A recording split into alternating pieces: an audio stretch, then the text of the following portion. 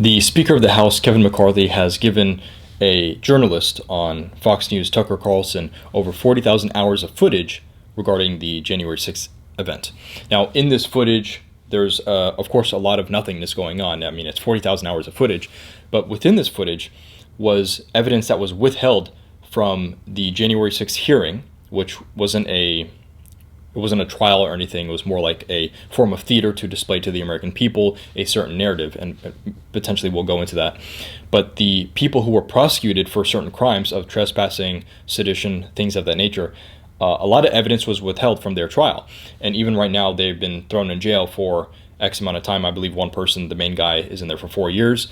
And if we dive into this news topic, we're seeing that in the footage, we had people who were being escorted within the building by Capitol Police. Not one, not two. So it's not just one or two rogue Capitol Police officials, at least that's the presumption.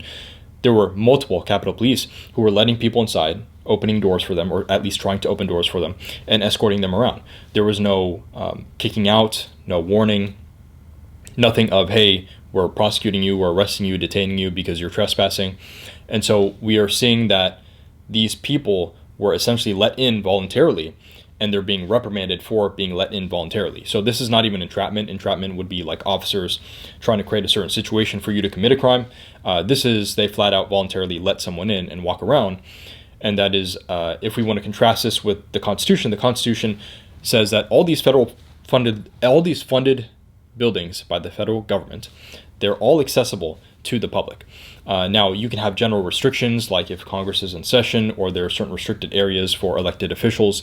That's a whole separate discussion. But within that nuance, let's say you have those restricted access areas. But generally speaking, this is considered the people's house. The Capitol building is the people's house. And so people are allowed to go inside. You cannot restrict people. I understand that it would become, I'm not even talking about January 6th, just in general. Let's say it's 2006, February 18th, 2006, and people want to come inside the Capitol building. That is their constitutional right, because their taxpayer money has been funding that building for it to exist, for it to maintain itself. And so the people are allowed to go inside. That's not trespassing. Again, this is using constitutional definitions, because you can have lawmakers come in and change the law, but just because they change, remove, or add a law does not mean it's constitutional. If we're going by the law of the land, that is the Constitution. All the laws that are in existence or will come into existence, they have to go against the Constitution and be determined if they're lawful or unlawful as per the Constitution. And we have a ton of laws on the books. I would say a good majority of the laws are unconstitutional, but lawmakers pass them anyways, and people go along with it, and you have an executive branch that enforces the laws, and so people generally don't hold government officials accountable. They don't hold government institutions accountable, and so government is able to grow, get bigger, pass unconstitutional laws, and get away with certain actions that are not in the best interest of the private citizen. But in this situation, if we're using this situation as an example with the evidence that I just laid out, and if you want to research the evidence on your own, you can go ahead and do that. We are seeing that not just in America, but generally speaking in most of civilizations, people create power structures overtly and covertly. In less developed nations, it's done overtly, okay, through a physical means overtly. In more developed nations, more democratic nations, the power structures change covertly, behind the scenes. The people don't really notice it.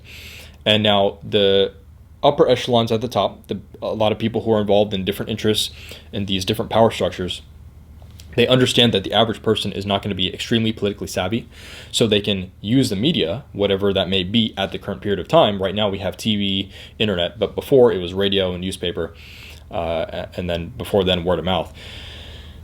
These people at the top, they know how to manipulate these institutions that disseminate information, and that will either change people's perception of the narrative, or it will distract them with a different issue that is not related to the real issue behind the scenes. And thus you can orchestrate your changing of power structures, and you can create chaos, catastrophes, a calamity. Sometimes it involves the actual over changing of the power structure, but the scapegoat is different. So the entities that are scapegoated for the reason of the power structure changing is different.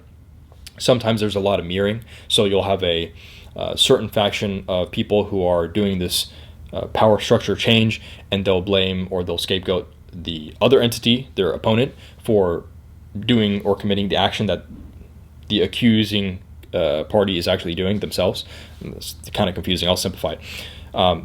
Basically, a false flag operation, if people want to research that, when one party scapegoats another party for something that the original party is doing themselves. So a mirroring effect, gaslighting, these are different concepts that people can use. But when we see these power structures change, if you want to be in the know, if you want to, even if you're not even directly related to that hierarchy, you are still affected in some capacity, because you'll have political policy that will change drastically or even subtly over. So you'll have two ways to do it. It can be drastic in a short period of time, or it can be non-drastic in a longer period of time. So like a acute illness or a chronic illness. Now, both are bad.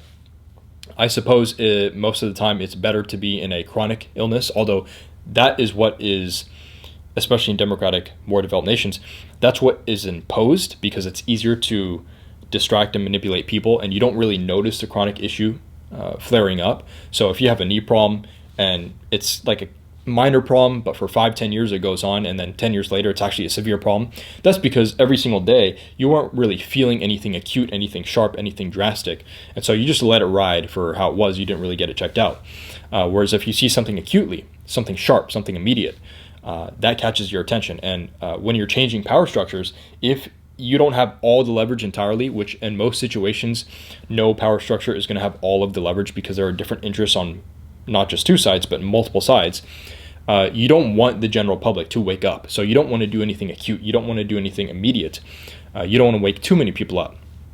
You will already acknowledge that a minority of the population will be woken up by you just changing the power structure because you're moving pieces on the board, and other people are going to notice that.